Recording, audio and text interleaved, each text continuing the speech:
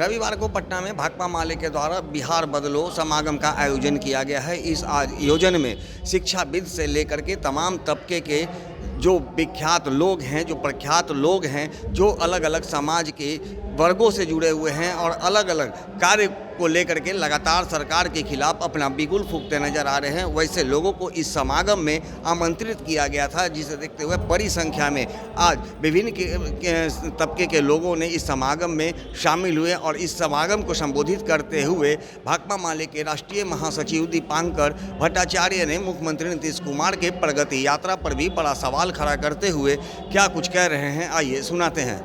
सब लोग मिलकर के ये तय कर लेंगे कि गांधी मैदान में 9 मार्च की महाजुकाम में पूरे बिहार को पता चल जाना चाहिए, हिंदुस्तान को पता चलना चाहिए कि बिहार के लोग सोए हुए नहीं हैं, जागरूक लोग हैं, लड़ने वाले लोग हैं और बिहार इस समय न सिर्फ खुद को बदलेगा बल्कि पूरे हिंदुस्तान में 2024 में जो काम पूरा नहीं हो पाया, फिर भी भाजपा की सरकार बन गई और वो सरकार आजादी पर, लोकतंत्र पर, संविधान पर हर रोज जो हमला कर रही है, उन हमलों का मुंह तोड़ जवाब बिहार देगा। आने वाले दिन के लिए बिहार तैयारी कर रहा है कि ये 9 मार्च की रैली उसका ये तेवर हो, उसकी ये ताकत हो और इसके लिए हम सब लोग अगर मेहनत करें और हम लोग आते रहे हैं रैलियों में, गांधी मैदान धरते रहे हैं, लेकिन और बड़ी तादाद में, क्योंकि समय नाजुक है, इतिहास वक्त की पुकार है, इतिहास हमें बुला रहा है इस समय कि ऐसे दौर में एक बहुत बड़ी ताकत, ऐसे दौर में ही जनता को आगे आना होगा।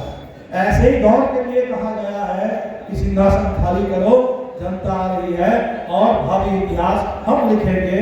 ऐसे दौर के लिए ही ऐसे नारे होते हैं। इसी के साथ हम सब लोग आपस में और बढ़िया एकता बना करके चले। बहुत सारे संगठन, बहुत सारे आंदोलन आपस में थोड़ा एक दूसरे को और बेहतर ढंग से समझें और ऐसा मौका सबको मिले ताकि गांधी मैदान हमारी एकता का गवाह बने, गांधी मैदान हमारे संकल्प का गवाह बने, गांधी मैदान हमारे संघर्षों को और नई ऊंचाई पर ले जाने के लिए उसके गवाह बने। आप सभी साथियों को आज के इस समागम को सफल बनाने के लिए बहुत बहुत शुक्रिया और थोड़ा जम के हम लोग मेहनत करें और जो भी समय है और 9 तारीख हम लोग मिलते हैं गांधी मैदान में और नया इतिहास बिहार को लिखना है, हम सबों को मिलकर के लिखना है। बहुत बहुत शुक्रिया। कैसे मिलते हैं और जो जवाब आया, वो जवाब आया कि हिंदुस्तान में 1650 रुपए बिहार में मिलते हैं, कुछ एक राज्य है जहां इससे भी कम मिलते हैं और इसी हिंदुस्तान में केरल है जहां वामपंथियों की सरकार है, वहां 12,000 रुपए रसोईया कर्मियों को वहां मिलते हैं। उसके बगल में तमिलनाडु है, डीएमके की सरकार है, 10,000 रुपए मिलते हैं। ये लगातार जो कहते हैं कि एक देश एक चुनाव, एक देश एक कानून, हमेशा एक देश है, सब एक जैसा होना चाहिए, तो एक देश में तो रसोईया के लिए कम से कम एक वेतनमान क्यों नहीं तय कर देते हो? 12,000 अगर केरल के लोग दे सकते हैं तो बिहार के 12,000 रुपए बिहार के रसोईया बहनों को क्यों नहीं मिल सकते? तो हमारे सामने ऐसे ढेरों सारे सवाल हैं जिन सवालों को लेकर के लंबी लड़ाइयां हैं, लेकिन आज सबसे पहली जरूरत आ गई है कि ऐसी सरकार जो तानाशाही के बल पर, लाठी गोली के बल पर, नौकरशाही के बल पर, दमन के बल पर बिहार में राज करना चाहती है, तो ऐसे सरकार को तो सत्ता से निरादर करना ही होगा। हमें बहुत खुशी हो रही है कि इतने सारे संगठन और आंदोलन के लोग हम लोग एक साथ जुटे, क्योंकि बात हम समझ सकते हैं। हम हमारे बहुत सारे साथी चुनाव को लेकर के भी बात कर रहे हैं, चुनाव की बात ही होगी, लेकिन बिल्कुल साफ है कि किसी एक दो चुनाव से ना कोई बात हल होने वाली है, ना कोई छुटकारा मिलने वाला है। इस देश में कहीं भी कोई भी बात कभी भी बनी है तो बड़े लंबे जन आंदोलन से ही बात बनी है। जिस आजादी को अभी हमारे मोहन भागवत जी ठुकरा रहे हैं और कह रहे हैं कि आजादी मंदिर बनाने से आ गई है, तो वो आजादी लंबी लड़ाई से आई है इस देश में और इस हिंदुस्तान के करोड़ों करोड़ लोग बिना उस समय कुछ भी नहीं था, दमन झेलते हुए सिर्फ मुल्क को आजाद करना है, इसके लिए मिलकर के लोग लड़े। तो बिना संघर्ष कुछ मिलता नहीं है और बिना एकता और बिना संकल्प कोई संघर्ष होता भी नहीं है। किसी संघर्ष को हम मंदिर तक पहुंचा भी नहीं सकते।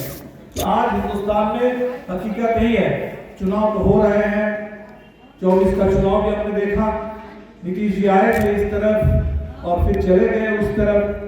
बावजूद इसके बिहार में 10 सीटों पर एनडीए को इसी बिहार के अंदर लोकसभा चुनाव में हमने रोका। बगल में उत्तर प्रदेश है, उत्तर प्रदेश में तो ज्यादातर सीटों पर एनडीए को पराजित कर दिया। उस अयोध्या से वहां से दलित सांसद जीत करके गए हैं, बाबा साहब अम्बेडकर के संविधान के नाम लेकर के आज दिल्ली की संसद में है। लेकिन इसी चुनाव में इतना बड़ा झटका लगने के बाद अभी आपने देखा कि महाराष्ट्र में क्या हुआ, अभी आप देख रहे हैं कि बिहार में चुनाव, दिल्ली में चुनाव हो रहा है और चुनाव में क्या खेल हो रहे हैं। इसीलिए बिहार में भी ये चुनाव को लेकर के सब खेल होगा, पूरी कोशिश होगी। हमें लगता है कि अभी इस समय हमारे सामने जो बड़ा सवाल है कि अगर जो हमारे मुद्दे हैं, अब देखिए जितने मुद्दों को लेकर हम लड़ते हैं, जैसे ही चुनाव आएगा सारे मुद्दे गायब कर दिए जाएंगे, सारे मुद्दे गायब हो जाएंगे। अभी आपने देखा होगा झारखंड का नीतीश जी की प्रगति यात्रा चल रही और वहां सब लोगों ने बताया कि प्रगति यात्रा क्या है। नीतीश जी की यात्रा में कहीं कोई किसी भी संगठन की ओर से कोई ज्ञापन उनको ना दे सके। जैसे यहाँ तमाम साथी आ रहे हैं अपने अपने मांगों को लेकर के, ज्ञापन लेकर के, तो बहुत स्वाभाविक बात है कि मुख्यमंत्री अगर यात्रा पर हो, 20 साल से मुख्यमंत्री की कुर्सी पर भी बैठे हुए हो, तो लोग अपनी बातों को लेकर, मांगों को लेकर, शिकायतों को लेकर, दुख दर्द को लेकर उनके पास पहुंचने, लेकिन लोग ना पहुंच सके, इसके लिए पूरा प्रशासन आतंक मचा कर रखा है। हमारे बेगूसराय के छात्र संगठन के अध्यक्ष सोनू परमार, सुबह से उनको खाने में बुला करके वहां रखा गया और शाम को छिपा गया। तो मैं हैरान हुआ कि कोई ये प्रगति यात्रा है या सत्ता की अहंकार यात्रा है, आतंक यात्रा है, दमन यात्रा है। तो बिहार में आज यही स्थिति है, एक तरफ बदलाव के लिए संघर्ष है और तमाम जायज मांगे हैं, बहुत दिनों से छोटी बड़ी मांगे हैं, लंबी सवाल है, उन सवालों को हल निकालने के लिए जद्दोजहद है। और दूसरी तरफ सत्ता में बैठे लोग अपनी सत्ता को बचाने के लिए, उसको सुरक्षित रखने के लिए, जनता से उसको अलग करके किसी तरह संभाल के रखने के लिए दमन के रास्ते पर सरकार चल रही है। तो आज हमें लगता है कि जो बदलाव, हम सब लोग यहाँ आए हैं अपने अपने सवालों को लेकर। सवाल बहुत पुराने भी हैं, नए भी हैं, बहुत वाजिब सवाल है, हर सवाल को लेकर लंबी लड़ाई है।